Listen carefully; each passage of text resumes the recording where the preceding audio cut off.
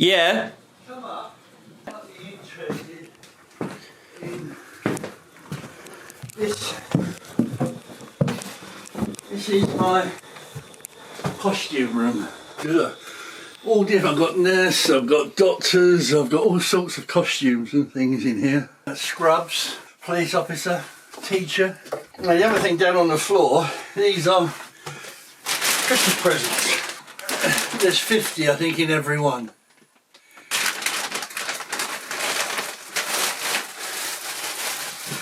You see, the thing about a teddy bear, it's for any sex and any age under 10 wants a teddy bear.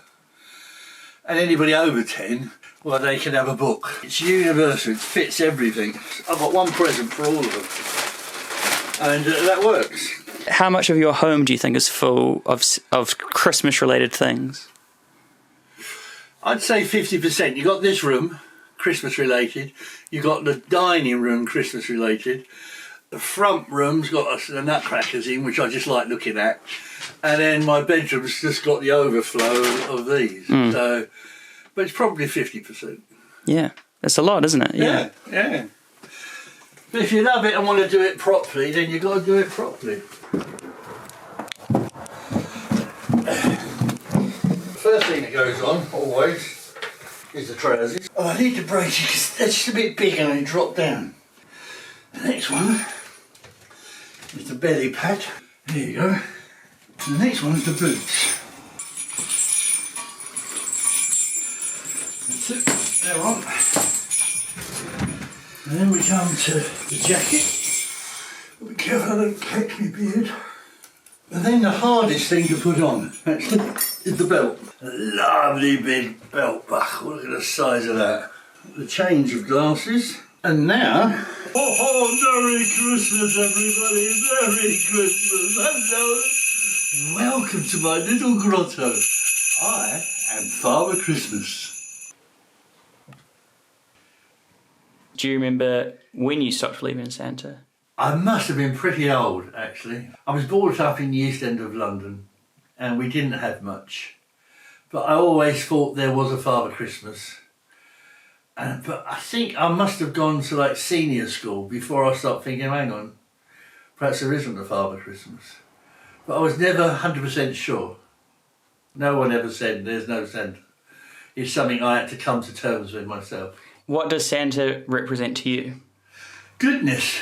That's it. It's one word, goodness. Santa does no harm to anybody. He wants everyone to be happy. It's just goodness through and through. And it's what we all want. Everybody loves the myth of Santa. Why do adults protect make-believe? I think it's partly their own childhood, isn't it? They loved it when they were children. They remember what a lovely feeling it was to rush down on Christmas morning and open up the presents and the excitement they had going to bed and leaving out the milk, the cookies and the mince pies. And they just want to keep that alive for their children. A lot of information about Father Christmas you'll get from Alexa. Do you have an Alexa? Yeah. Good evening, Michael. Sorry, I don't have an answer for that. Alexa, when was Father Christmas born? From House.gov. Nicholas, a monk who was born in 280 AD close to Myra in present-day Turkey, is the origin of the mythology of Father Christmas, which dates back more than 1,000 years. What do snowmen wear on their heads? I don't know. Ice caps. Ice cap. How similar are you as Michael and your Santa character? Just in looks. If you took everything off as you see it earlier, I still look like Father Christmas. The only time I saw myself playing the role as Father Christmas Santa was when my hair went very white. I went to Bluewater with a friend because she was going to be an elf. And the woman come up to me and she said, "Oh, would you be a Santa for us?" And I thought, "Oh, I can do." And she said, "Oh, we'll pay you well." I said, "Oh, okay then." So I took 2 weeks off of work. I was working then. And I played Father Christmas. And that was the first time I played Father Christmas. And I thought, "Oh, this isn't too bad, actually." So it then started from then on. And now how do you feel about it being such a big part of your life? I love it. It is a huge part of my life. It's every day of the week. No matter what I'm doing, I'm thinking, oh, can I make that a part of my costume, like this? Oh, would that enhance my costume? You know, would that be better for me? What about if I tried this? So I'll make these boots myself at home. And all they are is Wellington boots. Normal Wellington boots, and I put the fur on them. And then put bells on them. This is just an old belt, which is just screwed into the side. Then you get a bit of snow spray. Like if I just come in off the sleigh, and that makes my Wellington boots. If you go into a needlework shop, they sell all these things like cake making. And you put them on a cake. And I thought, well, that'd be nice for my hat. Then I might colour that in red and that in green or something like that. And as for the actual suit itself, I added in all this gold all the way around it. The original never had any of that. In fact, I actually changed the fur, I remember now. This is different fur. The fur that came with it was a bit cheap and nasty, so I paid out a lot more money and had this really nice fur put on. It's so lovely and smooth. Yeah, so you kind of customise like every piece of clothing. This is what I bought for Santa. What motivates you to do it? I want to stand out. Yeah, I don't want to look, oh, it's just another Father Christmas. I want to say, oh, that's a good Father Christmas. I've had emails from other Father Christmas saying, where did you get your outfit from? Can I get one? You know? I think that's really nice, isn't it? What was the best present Santa got you? We had a backyard, not a garden, a yard.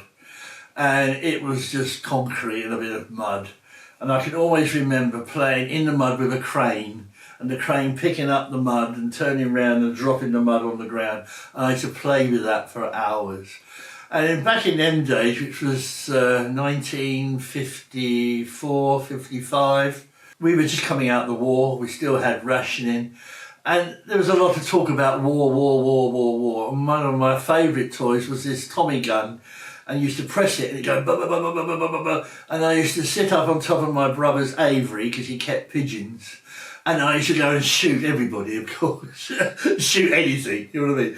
And I used to play with that for hours until the batteries run out, and then I go crying off, can I have new batteries? And they say no, and then I used to pretend. But that was, definitely my best present. So the ones that always come back, whenever you think Christmas, they are the presents.